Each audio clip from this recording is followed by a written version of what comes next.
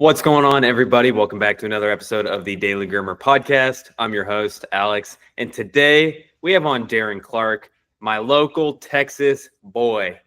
He's another guy that I'm fortunate enough to bring from the North Texas area.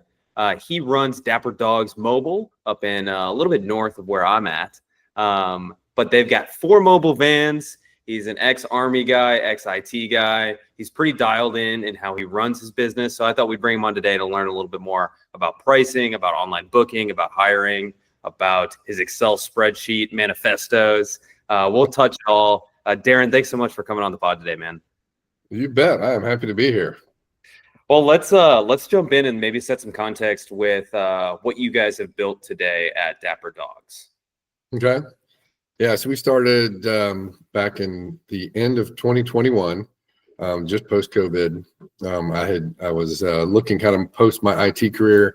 I was looking to build a business for my youngest daughter, who is an adult with special needs. And so we got into mobile grooming, which I tried ahead of time and got into, got certified online because it's an unregulated industry. So you can kind of get there any which way you want. But I went the natural way, got certified online, and then just started diving in, looking for jobs and all the traditional areas, the brick and mortars. I didn't even know about mobile when I started. And I was just looking, maybe I'll start renting a place. And so I worked a couple places and then started looking into it. Man, brick and mortar was super expensive. Everybody wanted a long lease. They wanted 5-7 years. I'm like, I don't know if this is even going to work in 6 months, So when I saw mobile, I'm like, I got to try that. And so I jumped and worked for another a franchise place that does a franchise. I won't mention their name, but I worked for them for a while and figured out, yep, this will work. I figured my daughter and I could do it. It could just be her and I. And if it didn't work out, all I had to do was sell a van. So it was easy to get in and easy to get out. So that's how we got started. And then just started, marketing pretty much was the van and a little bit of Facebook. And that was it. And we just I say slowly, I expected a year to build up. And I was 100% booked up within almost 3 months. It didn't take long. Okay, let's pause. Almost booked up within 3 months. And you and I know, Dallas has been growing like crazy. And especially, you've got kind of the COVID puppy bump that you were riding there as well. Yep. I'm curious if you could even break down a little bit more in detail what that launch plan looked like in terms of, obviously you were being pragmatic about hey, I don't even know if this is going to work in 5-6 years. So let's not burn the house down and put it all on ads and stuff like that. Right. What was kind of that perfect line you walked between, spending enough money to try it out, but not too much where you weren't, spreading yourself too thin? Yeah. So when I decided to go mobile, I looked around for a used van, found places that would sell used vans and use specifically grooming vans. And there's a fairly decent market out there. Now you might have to go nationwide. But I found one, this was actually in Ohio, from a groomer out there who actually had her own salon, grabbed the mobile. She was using it once a week. And then personal issue, she had to get rid of the van. So I was able to get it. It was 6 months old and hadn't been used in like 4 months. And so wow. It was a great deal. I got it used, but it was really like new. And the reason I actually got hooked into that was because when I worked mobile, I'm 6'3", so none of the vans were tall enough. So I always had to scrunch over, which was starting to hurt my back. So I used to sit down all the time to groom on a chair. And these vans were high enough to where I could stand. So I found it. I'm like, I'll take it. Yeah. I got completely lucky that it was a particular brand who does those. There's only a few different, companies who do the customizations for that. This one's Wags and Tails and that. And they make, I feel like they're the Cadillac of ones. And so I loved it. It was tall enough, great. It had everything I thought it needed. And that's how I bought it and got going. That's awesome. And from there, I was like, okay, all I need is the van. I didn't have I just parked it outside my house, which in Texas can be dangerous with hailstorms, but I took that risk early on. Got lucky. Yeah. That whole first year, we just grounded out 5 days a week. I didn't want to work weekends, which most grooming establishments do, and I'm like, no, we're not going to do that. We're going to figure it out Monday to Friday. No, I like that. And you say you hit Facebook pretty hard in the beginning and that helped. Was that just in the local kind of neighborhood groups, just introducing yourself? Yep. The ones that would let us in, a lot of those stay private. but just advertising on Facebook. And then when we go into a neighborhood, once we got a few grooms there, I could talk to them about, well, what Facebook page is it? And so I tell the customer, oh, well, hey, well, post on there about us. And so that's how I started getting into the local ones, is asking customers just to post about us. That's a great idea. Honestly, that's a really good idea. Hey, if you were happy today, it would really mean the world if you could post about us in your Facebook group. Yep. And that's how I got into probably 95% of the local regional ones, because most of those are locked down. They won't let you in, especially if you're a business. Yeah. They don't want you selling. Yeah, they don't want to. I don't know. I guess they just don't want all the commercial stuff coming in. But if a member posts, it'll stay. So, all right. Yeah, that makes sense. All right. So you guys get going, you fill up your books. That first, let's call it 6 months to a year, staying at one van, what was the typical customer like for you guys? Well, they're probably, I don't know if there was a typical, I would say more often than not, they were retirees. Okay. We got older, or at least like people with families, young kids don't have any time, all the way up to retirees. Okay. Because, they can take it to a regular salon, but that probably costs half of what it does for mobile. Yeah. And I had roughly guessed at what I should price. I didn't do any research. I knew what, I'd worked in one mobile, so I knew what they were charging. Yeah. So I roughly put it about the same, which was roughly double in all the other places I'd worked at, brick and mortar. So, but that's really in the research I did. And it seemed to be working. Nobody was complaining about the price, so I'm like, okay, that's probably okay for now. We're making good enough money to cover all expenses. So right now it works. Okay. Because I was worried about building up a customer base. So I didn't care about if I was undercharging. Sure. You wanted to make sure you weren't losing money, but at the end of the day, you wanted to, hey, you were focused on, let's just get customers first, and then we can dial in our price. Absolutely. Because I needed that more than anything. So at what point then did you guys start to focus on building out I'm going to put air quotes around this, but a proper pricing structure? Actually, that didn't happen until this past year in 2024. Okay, I was going to say, jump the gun then. So obviously then you were still focused on, growing the customer base. What got it? When did one to two vans happen? Okay. So after about a year and a half, we ground through a year, and I was like, well, we're doing really well. But I'm maxed out from what we can do. My daughter and I can physically only groom so many dogs a day. Yeah, right. And I'm turning away customers now. So I'm looking out, and I'm like, okay, I'm a month full. I'm 2 months out full. I'm 3 months out full. I'm like, so I started turning down customers because I'm like, we just can't get to them. Yeah. And there was a point where people would, if they got to wait 2 months, they're just going to go somewhere else. Yeah. So I figured out there's only a certain window that you can be booked out, and it starts turning people off. Yeah. Right. And so, which is natural. It's going to be true in any industry. So do you remember what that point was? That's an interesting note of when you found out, hey, if I was booked out for the next 3 weeks, I could still get people to book. But once I was booked out for 4 weeks, they wouldn't even consider it. Yeah, it was at that point. Because when I started getting booked 1 to 2 months, I realized, well, I only had a few people out there. And there was a whole lot less until I got back to about 3 weeks. Then I was literally 100% full. And I was worried for a while. I'm like, well, I need to do that better. But I found as I rolled week to week, it stayed 3 weeks out. So I'm like, okay, so I'm going to have to trust it. That's just how this economy works with this customer base. Yeah. So if it's more than 3 weeks, people aren't going to book. They're going to go somewhere else. Okay. So I figured out the magic number is right around 2 to 3 weeks, and that's it. Okay. Nobody wants to wait that long. Yeah. So I figured that out then. I'm like, okay, so I'm full. I can't get any more people. I'm like, all right, but if I go to 2 vans, it means I need to hire somebody else. So now I need, I was using QuickBooks anyway, but I'm like, now I'm going to be an employer, and I'm going to hire people. And what am I going to do with the van? Are 2 vans going to sit in my driveway? I don't really want to do that. So that's what I'm like, I had to figure out, okay, when I move from 1 van, this is when everything explodes the first time, because I got to get software to handle payroll. I got to get a warehouse to put the vans in, and I'm going to have employees. That means insurance, for employees and everything like that. And so policies, you become the HR guy now. I mean, exactly. You become everything. And so that's that's why a lot of my competitors up here are just 1 van. They don't want to deal with all that. Simple. Yeah. It's simple. They cap their own revenue, but they also cap their problems. Right.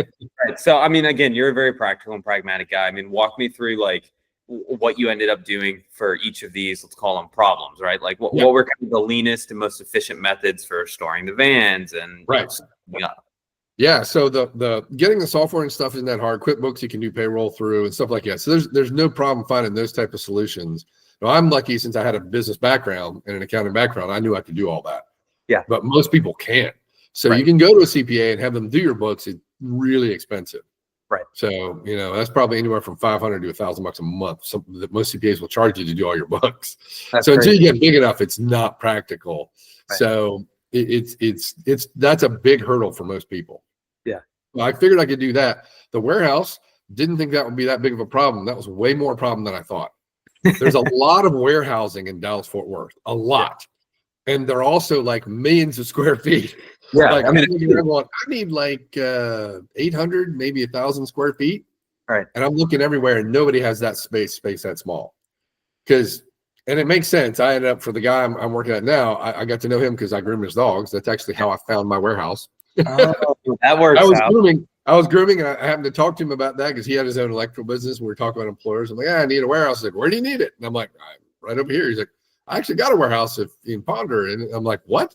Okay. And so that's how I actually found my warehouse. Even though I was researching everywhere online, I found it through being a customer. That's awesome. Yeah. And he had, in one of his first warehouses, he had partitioned it up into like 1250 and 1500, and then also 2,000 square foot spots. So the smallest I could find was 1250. Yeah. And it worked. And that would fit 3 vans. I'm like, that's great. Yeah. But everywhere else I went would go as low as maybe 2,000. Most of them were 3,000 to 4,000, which was 3 or 4 times what I needed. Right. And at $15 to $20 a square foot, it was way more out of my price range. Yeah. So that was a lot harder thing than I had expected. I mean, I've heard some crazy answers to what people did for that. I mean, there's a guy we've talked to who bought a foreclosed auto mechanic shop, right? That had the garage space. There's a couple of folks that have bought like parking lots from like strip malls, right? Like just a bunch of crazy ideas. So I'm always curious about that. I mean, it seems like you have a perfect solution. Are you guys still there right now? I moved to a bigger one, but same site, like just right across, like 100 yards away. Okay. But the other problem too is, at the end of the day, well, you got to have them plugged in. They're all of them are electric. Even when they run on generator, they still got a battery. You got to plug in overnight. Right. So I needed plug-ins. So, which that's not too hard to find in a warehouse. But then what are you going to do? Because we also have 50-gallon water tanks, one to hold the water, one for the gray water. I got to dump that out somewhere. Well, you can dump it out around the warehouse, I guess, but that's kind of a pain. It's nice to have basically a hole in the floor to do that. And so that's not so easy to find either. Right. When I moved in, I had him add a bathroom in there because I wanted a bathroom in there. And he added a special hookup. Basically, it's just an RV hookup so I could do that for my van. I was thinking about an RV spot, but yeah, I mean, you're right. That's not typically offered in warehouses. No, and a lot of places I talk to refuse to do that sort of thing. So then it seems like you had like the accounting and let's call it the finances side covered from your previous background. You have the storage side covered now from a customer. Tell me about maybe the bigger question mark on the HR and now you're an employer side. So now you had to find employees and learn that whole game, but also all of the HR and regulation behind having employees now. Yeah. That's been the hardest part. Yeah. A lot of the stuff I either knew or I could figure out. The hardest part of this industry is finding good groomers. Because like I say, after COVID, it killed the industry and a lot of businesses took a long time to come back. A lot of the groomers just left and they still haven't come back. So there's a huge dearth. Every place I know is hiring. And so the problem is I can even hire someone, and I've gone through the process and gone through a couple of weeks because I found, I know where to find software. I'm going to do a background check and a drug check and all that stuff. And even after all that and doing at least 2 interviews, I'll hire somebody and I've had people just ghost me, just not come to work one day, no phone call, no text, nothing. And that's because they know they can do that and walk into a place this afternoon and have a job. Right. So it's super competitive. And a lot of people, especially if they haven't been groomers, which most places that own grooming establishments have not been groomers, they don't care, I think, or don't look at that sort of thing. They'll just hire whatever because they just want to get some more dogs groomed because that's more money. Right. Yeah. So that was a tough part, is learning, okay, I got to do my background checks to find things out, because you'd be amazed what people will not tell you, but does show up on a background check. And then also the other hard part is they can show me lots of pictures. They can show me a portfolio on the internet, and that's not their dogs.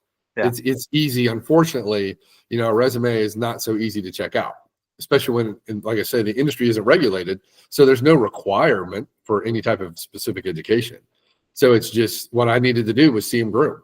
I'm like, well, I know how to groom. So after I have a first interview, then I'll have them in for a day, or at least a half day, and I'll put them in the van and we go grooming, and I see what they can do. You see what they're like in between everything too, right? I mean, absolutely. You pull them out of the interview, you pull them off of paper, you pull them out of the formal interview, and now you're like, okay, hey, let's just go spend a day together or half a day together. How are you like with the dog? How are you like with the customer? How are you like with me? Exactly. Yeah, that's when you find out if they smoke or vape or whatever else, because they didn't mention that. And I'm like, yeah, I don't want anybody in my van doing that. That takes off too many customers. So that's not a good look. Yeah. And so you find out all kinds of things. So you have, you did it the right way, where you went and ground up, and like you said, you worked in this, brick and mortar, and then also in mobiles. So you have some previous context, but I'm curious, how has like your framework on hiring, changed or evolved once you started to now? I mean, have you been paying people kind of in the same structure since you started? Have you been kind of like arranging hours the same way, or splitting dogs the same way? Yeah, that's a great question, because one of the things I had to adapt to was how groomers perceive how they get paid. Right. So there are a few places out there that try to pay people, an hourly amount. That's a great way to screw over an employee, that you don't get paid well like that. I've been there, so I knew that. So they get paid on commission. That's the only fair way to pay them. And I let them keep 100% of their tips. I've seen some people do, not give them all that, which is ridiculous, because they earned it. Yeah. But I know, because I earned mine too. But so we pay on commission. But the problem is mobile pays a lot lower commission, because we're charging a lot more. So the hard part to explain to a groomer, someone who's, either has a high school diploma or less, is like, they come in and go, I want 50% commission. I'm like, then go somewhere else. I'm not paying that in mobile. That's definitely the going rate, 50 to 55% at a regular establishment. But at mobile, I'm charging twice as much. I can't pay you all that. I'll lose money paying that. I'll literally lose money. So the average is probably around 30%. Oh, excuse me. But I can't say that to people, because they'll never apply. Yeah, because they don't get that. So when I have that conversation with them, I'm like, look, what is it you want to make? Tell me what you want to make per week, and I'll tell you if we're in the ballpark. If that's what you want and I can pay it, great. I don't care what your commission percent is. I can change the commission percent. I can change the number of hours, how many dogs per day I want you to do. I can change how many days a week you do. We can figure all that out, and then I'll just make the commission whatever it needs to be to pay you the amount you want, and I think you're worth. No, I think you're right. And that makes it so hard when I'm scrolling Indeed as a groomer and see 50 open positions, and I'm just eye trained to look at the commission values, right? So I see 30%, instantly no, right? Yep, absolutely. And so I don't even put that in there. I tried to do a few other things. I learned, okay, well, I'll offer, I'll give PTO. I'll give actually people days off. Like, we'll take the regular days off, regular bank holidays, because no groomer place I worked at ever did that. I give Thanksgiving and Christmas off. Yeah. And then I also actually offered something. I actually will let people accrue PTO and let them take it, because I do the schedule. It's not that hard to work around people taking off. It's really kind of easy. So I don't know why people don't do that. And then what I also do, because when I started, it was just my daughter and I'm like, you know what? We like Christmas vacations. I'm shutting down between Christmas and New Year's that whole week. Yeah. And I've continued to do that. And people were like, what? Like, normally the time of the year groomers get crushed. Yeah, it's Christmas. I know, because I've worked entire Christmas, like entire Decembers, like the 1st through the 31st, except for Christmas Day. I remember working, and I'm like, why do we do this? That's why you got back problems, man. Oh, I know, right? Well, but I couldn't figure it out, because every groomer, everybody who owned a business would say, well, but this is what everybody wants them done. I'm like, but everybody always wants their dog done. Yeah, like, right. And we're grooming dogs that have to get groomed. Right. If I tell them no, are they going to leave and go somewhere else? I doubt it. If you've got your favorite groomer and they're like, nope, you're going to have to do it before Christmas, 2 weeks before, or the week after, they'll say yes. Yeah. And if they leave, I got to be honest, I have trouble finding groomers, not customers. Right. If I lose a couple like that, I can replace that in like 2 weeks. Right. And I think a lot of the owners out there don't realize how important, like they think the customers are most important, and they do provide our revenue. I'm not saying they're not, but groomers are more important. Yeah, you're right. I like that. I mean, different than maybe a typical service business. Yes. Optimizing on keeping your groomers happy versus your customers happy is much better for you as a business owner in the long run. Yeah. Oh, it's a royal pain. It's a couple of months process to find a groomer, get them in, get them going. Yeah. Finding a new customer. I get new customers every day. So literally. So right. So one thing that I did want to make sure we talk about is your guys' pricing. I really like, and you and I were talking right before the podcast about one of the first things I do once, I'm looking on a grooming side is looking to see if there's pricing listed. I'm very biased towards listing your pricing and how the pricing is structured. Yours is extremely clear and straightforward. And I'm sure, and you even admitted it didn't start like this. So tell me we got to this point and then explain like your reasoning for pricing like this. And obviously we don't have everyone watching this. So like explain how you guys actually price too. Yeah. So it started out, I groomed for quite a few different groomers, including mobile and otherwise. And I don't think any place I ever worked for used the same pricing. Right. And so it was all based on, the type of dog or the type of cut or how big it was or how small it was, or, sometimes there's and then there was a lot of add-ons. Like, if the dog's a pain, add this. Or if they want, if they want a special shampoo, add this. If they want conditioner, add this. And it was all like, well, let's keep the price low and get them in, and then we'll add all the add-ons on, which takes everybody off in any industry, not just grooming. And so I saw that a lot. Every time we do something, we'd add it on, and I just get yelled at. I'm like, it's not my pricing. I'm just doing what I'm told, But I saw that over and over. I'm like, if I ever did this myself, I'm not doing that. I'm going to limit the add-ons as much as possible. Right. So, because I figured I can build that into my base price. If they accept the base price, then I don't need all the add-ons, and people really do appreciate that. Yeah, that's interesting. I do feel like that there's like maybe an industry narrative that, hey, like you're already selling that customer, get a bunch of add-ons while you're at it too. But, you never really take a step back and think on the other side of that is like, okay, you want to sit there and like nickel and dime all the way up? Yep. And especially, certain, I guess, groups like retirees really don't like that. Because they're on a fixed budget and they're spending a lot of money for their dogs, and they usually have more of the smaller fluffy dogs that need a lot of really good grooms and more technical. So, but they hate that. They want to know what the price is, and if you show up and it's more, man, you can really lose customers in the retirement community because of that. And so, but it's just for everybody. It's just easy to know this is the price. Okay, if it's super matted, then we're gonna have a dematting fee. If we're going deskunking, you're getting a big fee for that. But that ahead of time. So it's usually something big like that. So that's one of the things the first call out on your guys' pricing is that they're not ranges, right? So if you remember, I said those two branches, are the prices listed and what are they and how are they structured, right?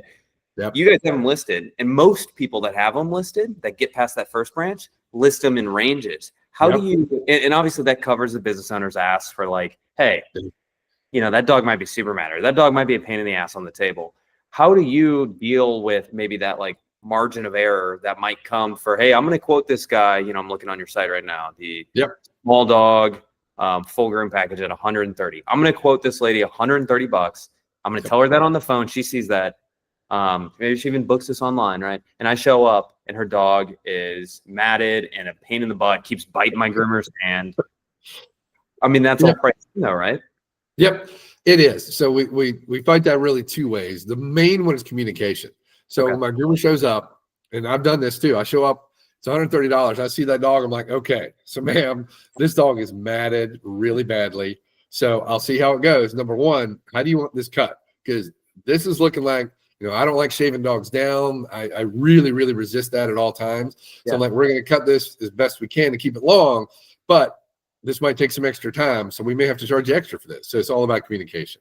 Making sure when you see a dog like that, you let them know. Yeah. Now, you won't always know about the dog's behavior.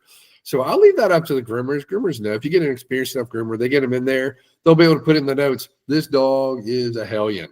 Okay. I'm like, okay. And if they call me or whatever, like, yeah, I don't know. Should I charge extra for that? I'm like, not this time, the first time. Let's see how it goes. Because some dogs, sometimes they have good days and bad days. Right. And every dog, I mean, even if it's a really good dog, if they get a new groomer, it might be a weird environment, or maybe they're not used to grooming mobile before, right? Exactly. Yeah.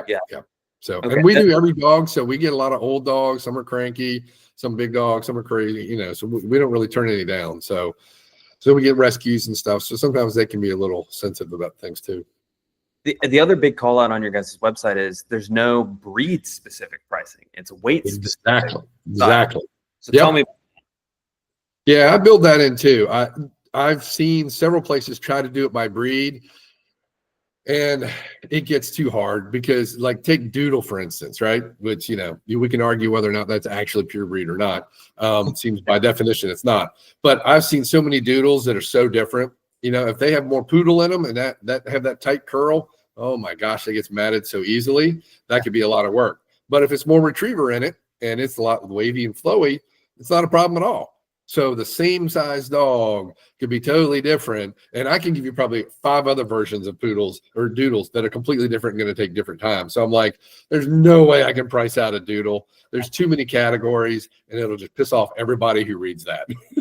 So let me when it comes book if you want to doodle price real quick. Oh yeah. So the other thing crazier than that is when somebody goes, well, I just want a doodle cut. I'm like, what is that? That could be a million different things depending on what you like. Right. So yeah, I did it by size because pretty much square footage takes more time, Now, right.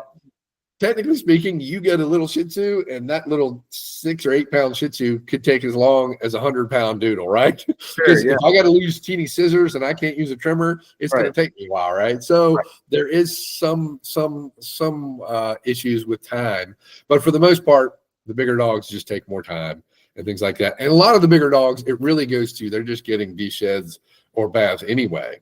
Sure. So it's those middle ones that take up the most of the time. So that's where the pricing goes into. I figured that out ahead of time. I figured out how much time it was taking me and how much it was costing me. And I'm like, okay, this is what I should go for. I can make money at this price range. Okay. And so I did that the first year or so. So I had a couple little wonky pricing because I was seeing, Springer Spaniel is not too bad, Doodle's up here. And, so I knew what breeds. I'm like, there's no way I can do it by breed because I'll never figure that out. This is why it was all jacked up in my old jobs, because you can't figure that out. I mean, dude, it's always like you start simple and then you keep adding on all the edge cases. And, every time you look at it, you're pulling out a thesaurus for every edge case of every dog, of everything, right? That's why I really appreciate how simple you guys are. I know you said when you started, obviously it was just kind of like, I'm just going to guess and make sure I'm covering my costs. But as I learned once we kind of did our little intro chat, you're a spreadsheet guy. So I'm curious, what are you looking for? And what are you looking at now that you're like really dialing in your pricing? Yeah. So the reason I changed my pricing last year was that I was actually reading through some different articles and stuff. And they said, hey, here's the 5 reasons if you should up your prices. And I'm like, oh, I got number 1, 2, 3, all 5. Well, that seems bad. I've never changed my pricing since I started. And I'm like, and I'm pushing out now past, about 3 weeks or so. And they're like, you should really be closer to 2 weeks, and you can manage that by the price. Right. You'll lose some customers, but you'll get a better rotation. So you'll get more new customers, even though you lose some old ones when you up your prices. Yep. That's absolutely true. That was because I upped my prices and I lost out of, I don't know, 300 or 400 customers at that point. I probably lost 12 people. Oh, that's nothing, man. No, I made that up in like 2 weeks. I was like, I had a whole bunch more people calling, and I'm like, okay, it doesn't seem to hurt anything. So and all I could think of then was maybe I didn't raise it up high enough. I don't know. You're like, only 12? Yeah, I know, right? I mean, I only upped it. I actually, that was for a while. Like, should I go up a percentage? And I'm like, okay, I'm not having 142 or something. That's going to be weird. I'm like, okay, I just upped it like $15 is what I ended up doing. So for the lower end, that was a higher percent, but for the higher end, it was a low percent. So and most people, if they're at the high end, they don't care. If they're paying $175 for a dog, 190, they don't care. No, not at all. And I know that was the first time you guys did it. How did you go about doing it? Was it an email, a text? Was it every next appointment it was letting people know? Yeah, I put in the system I use allows you to put in messages. You could blast it out, but I didn't want to do that. I just set it up so every time somebody new had an appointment coming up, because mine automatically sends out a reminder 2 weeks out, and said, or 2 weeks out, you'll get yours locked in. And then when that lock-in comes, it would say, hey, by the way, we're upping our prices starting next month. I made it like a month out, and they're going to go up to this. Yeah, that's And not so, bad. Yeah. And I got zero negative feedback on that, if they read it at all. Yeah, I think you said it right. Where it's like, hey, you had 2-3 weeks of wait list or booked out, right? Where it's like, okay, I can afford to make more money and lose a few more customers, with that collateral. And I think that was the right mindset to have going into that. Yeah. What do you when you went ahead and upped your prices, were you looking at your margins or costs or profits or anything like that? Like, were there any metrics you were looking at that helped you kind of build these pricing structures? Yeah, I had to go back and figure out, what my cost was, and then, what I could get it to. Obviously, you want it to be as high as you can within reason.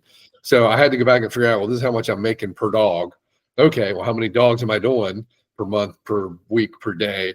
I figured out, okay, on a given month, day, week, whatever it is, I want to make about this much, and so how do I do that? Well, okay, I'm averaging this, so about $15 will get me there. And I had noticed also all my expenses were up a certain amount. Yeah. And that $15 was about right, about just about all my different expenses. Shampoo was way up, everything was up. Yeah, fuel was up. And so that's what I pretty much did. That's great. Figured that out and said $15 will do it. Yep. Yeah.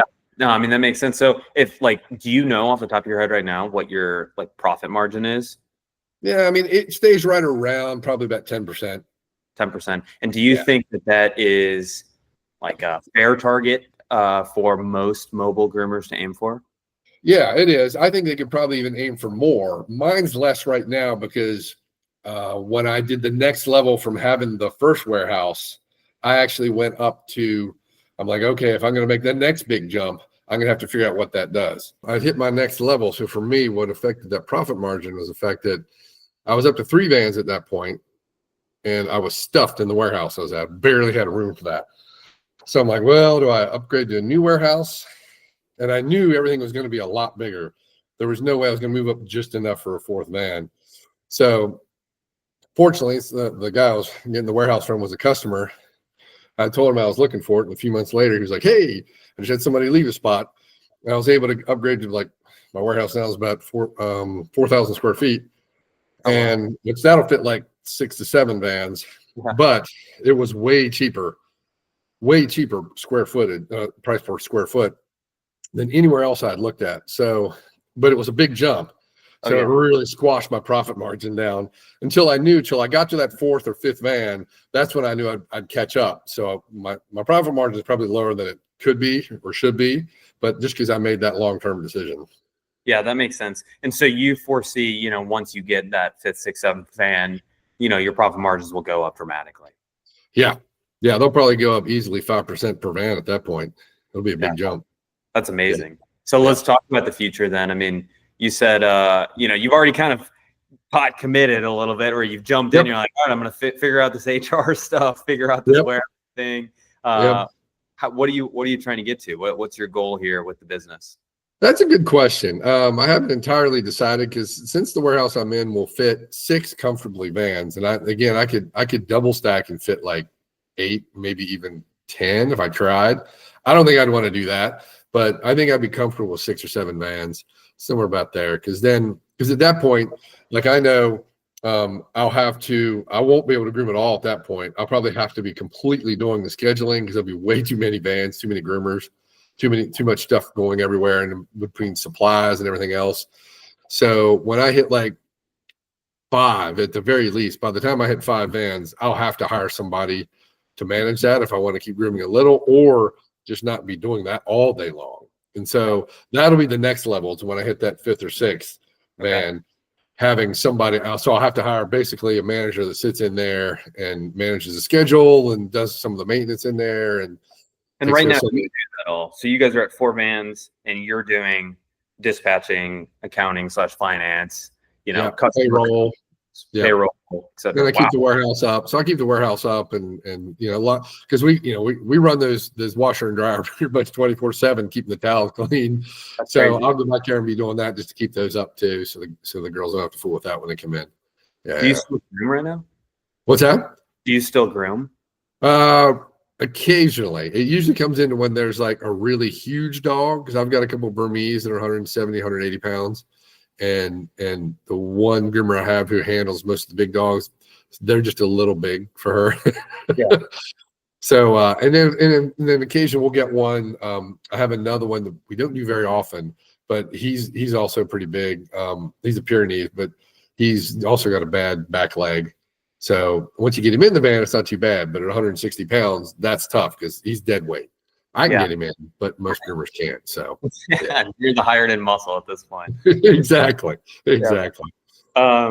The other thing I wanted to just chat or ask you about before we close up here is you mentioned that you guys are doing a lot of online booking, and that is very unique, not only for our industry, but even for people that have considered it before. I mean, it's a big, scary, hairy beast for a lot of folks. So tell me about, like, let's answer like the classic rebuttals right now. Like, I don't want someone booking up my calendar without me knowing. That's probably one off the top of my head. What happens if the dog's a bad dog and I don't want them on my calendar? How do I know how much time to give them? Those are probably the three biggest rebuttals that I would hear if I tried to sell someone on online booking. Yeah. So, so we do 100% of ours online. So when somebody goes into book, I would say even before that, number one, I require a credit card because I don't want to fool with someone who can't pay. So if you're willing to put in your credit card, you're also serious about booking an appointment, because I don't want people also looking in, taking it all the way to the point and then stopping, or making the appointment and wasting our time. So it requires a credit card to book an appointment. I like that. I built in since I've been grooming for 4 years now. I know roughly what it takes to do a certain dog, size dog, the breed. So I built all of that in with the time in there. So there's a certain amount of time for all of those. Some of my groomers are a lot faster, and that's okay. I just book theirs with less time in between because I know they take less. Some of them take more, so I give more time in between, but the standards kind of stay the same. So that already takes care of itself. So that's already built in, so I don't have to fool with that. So the other thing is when they when they book, note if they're a bad dog or not. People are pretty good these days about not telling you anything about their dog if they can. So that's really going to come to when you first do the first groom. Even my special needs daughter, every time we had a brand new doodle, she's like, "Well, it's going to be screwed up, Dad." And I'm like, "Yep, you're probably right." So you let new customers, like people you've never talked to before, never called you, never texted you, whatever, will you let them book online? Absolutely, because what it does, it gives them a pending booking. So it'll show up with dotted lines around it, and it's not confirmed. It gives them a message that says, "Hey, you've requested a booking for this time and this date, and we'll get back to you as soon as we can, at least within 48 hours to confirm your booking, but please be aware the date and time may change." Yep. Now, I try not to change the date if someone puts it in, because some people want I can only do it Thursdays. Yeah. So I rarely change the day. But what I'll do is I'll fit the time in wherever it needs to be, and I'll fit it on the groomer it needs to be, because they don't know. My system will allow them to pick a groomer. I don't let people do that.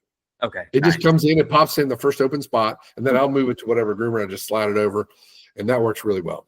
You can slot it by, who's close to them or who could handle a big dog or whatever. Yeah, because I try to schedule too in a given day, try to make sure that groomer is just not going all over the place. I try to get them all in the same area so they can get, more grooms and just less driving. The less we drive, the more money we make, so that way it's a little more, not so crazy going from, all over the county. That makes sense. Yeah, it works. It works. And then what I did over time, I figured out, I knew all the big neighborhoods around. So I'm like, well, these neighborhoods are on Mondays and Tuesdays, and these neighborhoods are Wednesdays and Fridays, and these are Thursdays. So the first time somebody books, I can't do anything about it. But if they want to get on a regular schedule, and I usually just, do whatever. I usually do even weeks, but it doesn't matter. I've got a few people on odd weeks, but usually, 4, 6, or 8 weeks, I'll go, well, they're in this neighborhood. They're getting Wednesdays. And they're all there. And so I'll create them out. I'll book them out for like 2 years. So they're already on the schedule. And so I'll book them out. They're on Wednesdays or with this groomer. And then if they choose a groomer and they really want them, I'll let them do it. And it's easy to change the groomer in the system. So, but that way I've got them all on certain days. So that way, in general, there's some craziness that does happen when people change and they, they got to reschedule. But for the most part, then we've got them grouped relatively close together on whatever day. Yeah, that makes a lot of sense. What would you say, just because you see it on your side, would you say most people are booking during business hours or past business hours? No, most of them are during business hours. Okay. Yeah, absolutely. Okay. So yeah, you're some people are surprised that we don't do Saturdays, but we will do a Saturday, but usually it's a groomer's choice. If they're like sick on Thursday or they got a kid that's out and they got to miss Thursday, and we can spread them out over the next week or two or whatever, or they can just, hey, can I move them all to Saturday? I'm like, yeah, you can do that. That's their choice. But I don't book anybody on Saturdays or Sundays because I still don't like to work weekends. And it's a perk, kind of. Yeah, right. No, I mean, hey, boss doesn't want it. That's all right with me. Yep. Well, cool. Well, Darren, this has been fun. I want to give you a chance to shout out your website if people want to go look at the pricing page and even your guys' Instagram. I love what you guys have done there. And I don't know who runs that on your team. I don't know if you're also a social media maestro, but I want to give you a chance to shout out both. Yeah, I wouldn't even call me a maestro. That's the area that I think lacks the worst right now. So as I get bigger, that'll get a little more emphasis. So yeah, dapperdogstx.com. That's our website. And that has everything you need on there. That's why I text that like almost every day. I'm telling people, yep, just go there, hit book now, and it'll take you right through the process. You put all your info in, and it'll kick you right out the calendar.